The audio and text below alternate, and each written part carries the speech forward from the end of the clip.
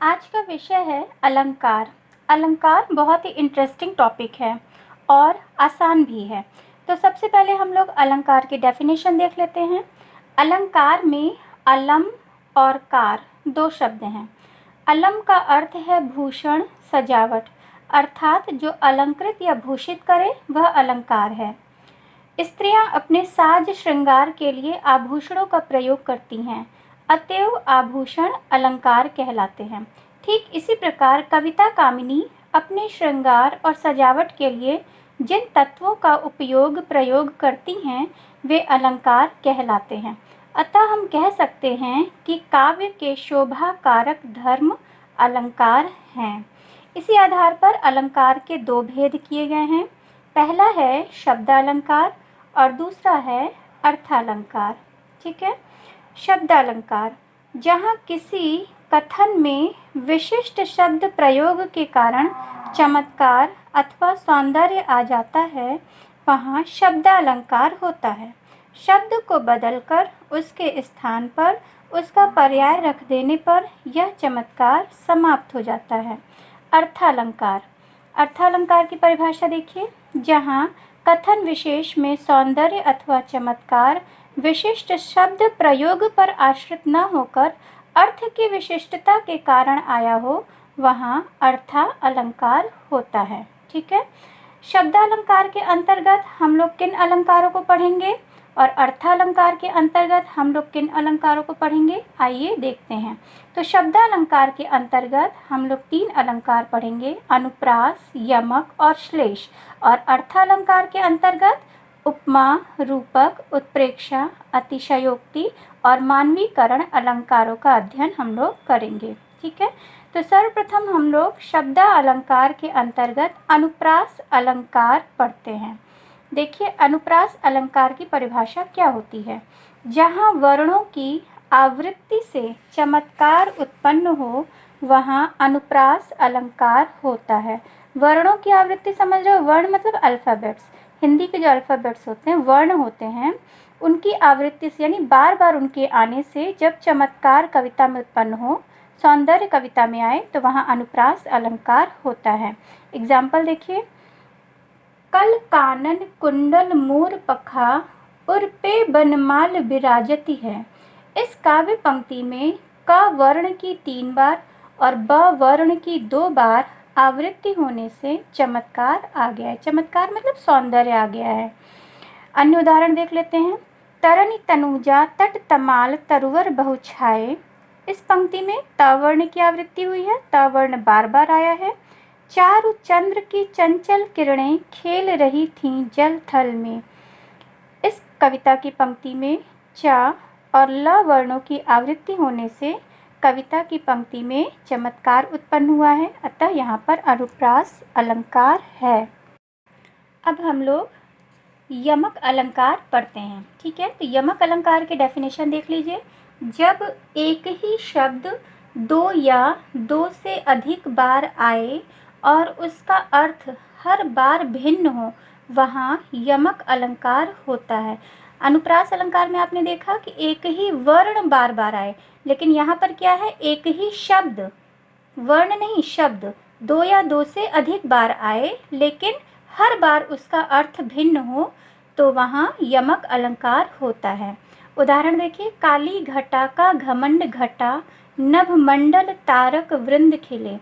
देखिए, यहाँ घटा शब्द के 2 अर्थ हैं। पहले घटा का अर्थ है काले बादल और दूसरे घटा का अर्थ है कम हो जाना। ठीक है।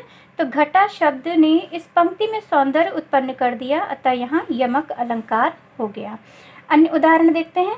कनक कनक ते 100 गुनी मादकता अधिकाय, वा खाए बौराए जग या पाए बौराए। यहाँ कनक के 2 अर्थ हैं। एक कनक का अर्थ सोना है और दूसरे कनक का अर्थ धतूरा है, अतः यहाँ पर भी यमक अलंकार हो गया। माला फेरत जुग भया फिरा न मन का फेर, कर का मन का डार दे मन का फेर। यहाँ पर भी मन का 2 बार आया है और दोनों मनका का अर्थ भिन्न है। पहले मनका का अर्थ है माला का दाना और दूसरे मनका का अर्थ है हृदय का। नेक्स्ट एग्जाम्पल देखिए।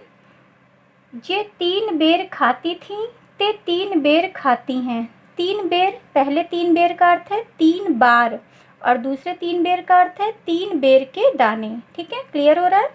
तू मोहन के उर्वशी हुआ उर्वशी समान। ठीक, यहाँ पर भी उर्वशी और उर्वशी दो बार आया है। एक उर्वशी यानी हृदय में बसना और दूसरा उर्वशी मतलब कि उर्वशी अप्सरा के समान। तो इस प्रकार एक ही शब्द जब दो या दो से अधिक बार आए और उनके अर्थ जो हैं वो डिफरेंट हो तो वहाँ पर यमक अलंकार होता है। श्लेष अलंकार। श्लेष अलंकार की डेफिनेशन देखते हैं। श्लेष का अर्थ है चिपकना। जहाँ एक शब्द एक ही बार प्रयुक्त होने पर दो अर्थ दे या उससे ज़्यादा अर्थ दे वहाँ श्लेष अलंकार होता है। दूसरे शब्दों में जहाँ एक ही शब्द के दो या दो से अधिक अर्थ निकले वहाँ श्लेष अलंकार होता है। उदाहरण देखते हैं। चरण धरत चिंता करत चितवत चहु ओर सुबरन को ढूंढत फिरत कवि व्यभिचारी चोर। उपर्युक्त दोहे की दूसरी पंक्ति में सुबरन शब्द का प्रयोग किया गया है जिससे कवि, व्यभिचारी और चोर तीनों ढूंढ रहे हैं। इस प्रकार एक शब्द सुबरन के यहाँ तीन अर्थ हैं। कवि सुबरन अर्थात अच्छे शब्द, कवि के पक्ष में अच्छे शब्द। व्यभिचारी के अर्थ में सुबरन का अर्थ है अच्छा रूप, रंग और चोर के पक्ष में सुबरन का अर्थ है स्वर्ण। ठीक है, चोर स्वर्ण ढूंढ रहा है, अतः यहाँ श्लेष अलंकार है। नेक्स्ट एग्जाम्पल देखते हैं। मंगन को देखी पट देत बार बार है। पट शब्द यहाँ पर दो बार आया है। मंगन माने भिखारी को, याचक को देखकर पट देत बार बार है। पट का दो अर्थ है, एक पट का अर्थ है वस्त्र और दूसरा पट का अर्थ है किवाड़। ठीक है, तो वह व्यक्ति किसी याचक को देखकर उसे बार बार वस्त्र देता है और दूसरा अर्थ है वह व्यक्ति याचक को देखते ही किवाड़ माने दरवाजा बंद कर लेता है। अतएव यहाँ पर श्लेष अलंकार का सौंदर्य है। अब हम लोग पढ़ेंगे प्रमुख अर्थालंकार। अर्थालंकार के अंतर्गत सबसे पहले हम लोग पढ़ेंगे उपमा अलंकार। उपमा अलंकार की परिभाषा देखिए। अत्यंत सादृश्य के कारण सर्वथा भिन्न होते हुए भी जहाँ एक वस्तु या प्राणी की तुलना या समानता दूसरी प्रसिद्ध वस्तु या प्राणी से की जाती है वहाँ उपमा अलंकार होता है। क्लियर हो रहा है। जब एक प्रसिद्ध वस्तु या प्राणी की तुलना या समानता किसी दूसरी प्रसिद्ध वस्तु या प्राणी से की जाती है तो वहाँ पर उपमा अलंकार होता है। ठीक है, दो पक्षों की तुलना करते समय उपमा के निम्नलिखित चार तत्वों को ध्यान में रखा जाता है। वो तत्व कौन से हैं, ध्यान दीजिए। उपमेय, उपमान, साधारण धर्म और वाचक शब्द। अब हम लोग एक एक के बारे में देखते हैं। उपमेय, जिसको उपमा दी जाए अर्थात जिसका वर्णन हो रहा है उसे उपमेय या प्रस्तुत कहते हैं। फॉर एग्जाम्पल, चांद सा सुंदर मुख। ठीक, इस उदाहरण में मुख उपमेय है क्योंकि मुख की तुलना की जा रही है चांद से, तो जिसकी तुलना की जा रही होती है यानी जिसको उपमा दी जा रही होती है वो उपमेय होता है। क्लियर। दूसरा देखिए उपमान, वह प्रसिद्ध वस्तु या प्राणी जिससे उपमेय की तुलना की जाए वो उपमान कहलाता है या आप प्रस्तुत भी उसे कह सकते हैं। तो चांद सा सुंदर मुख के उदाहरण में जो चांद है वो उपमान है। ठीक है, क्योंकि उससे मुख की तुलना की जा रही है। क्लियर। तीसरा देखिए साधारण धर्म, उपमेय और उपमान का परस्पर समान गुण या विशेषता व्यक्त करने वाले शब्द साधारण धर्म कहलाते हैं। तो इस उदाहरण में सुंदर शब्द जो है वो साधारण धर्म को बता रहा है। चांद सा सुंदर मुख, चांद आपका क्या हो गया, उपमान हो गया, मुख उपमेय हो गया और दोनों का जो गुण है सुंदर, सुंदर शब्द क्या हो गया, साधारण धर्म हो गया। चौथा देखिए वाचक शब्द, जिन शब्दों की सहायता से उपमा अलंकार की पहचान होती है। ठीक है, वो शब्द कौन से हैं, सा, सी, तुल्य, सम, जैसा, ज्यों, सरिस, के समान, ये आदि शब्द वाचक शब्द कहलाते हैं। अभी ऊपर वाले एग्जाम्पल में देखिए, चांद सा सुंदर मुख, यहाँ पर जो सा आया है, सा क्या शो कर रहा है, सा बता रहा है कि चांद के समान सुंदर मुख, सा माने समान। ठीक है, तो सी, सा, सम, सादृश्य, तुल्य, सरिस, ये सारे शब्द जहाँ पर आते हैं ये वाचक शब्द कहलाते हैं और वो कविता की पंक्तियाँ उपमा अलंकार के अंतर्गत आती हैं। उपमा अलंकार के अन्य उदाहरण देख लेते हैं। देखिए, पीपर पात सरिस मंडोला। ठीक, यानी पीपल के पत्ते के समान मन डोल रहा है। ठीक, डोल रहा है मतलब हिल रहा है। ठीक, तो अब देखिए ये जो मन है इसकी तुलना पीपल के पत्ते से की गई है, तो जिसकी तुलना की जाती है वो उपमेय होता है, मन उपमेय हो गया। पीपर पात उपमान हो गया। डोलना यानी उसका जो गुण बताया जा रहा है, समानता जो बताई जा रही है वो साधारण धर्म हो गया। और सरिस, सरिस ये जो है ये आपका वाचक शब्द हो गया। सरिस माने के समान।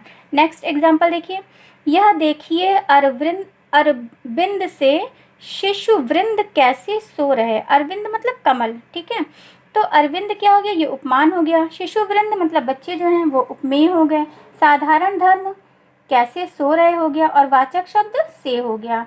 एक और एग्जाम्पल देख लीजिए, हरिपद कोमल कमल से। हरिपद मतलब हरि के पद जो चरण है वो कमल के समान कोमल है। ठीक है, तो हरिपद उपमेय हो गया, कमल उपमान हो गया, कोमल साधारण धर्म हो गया, और से वाचक शब्द हो गया।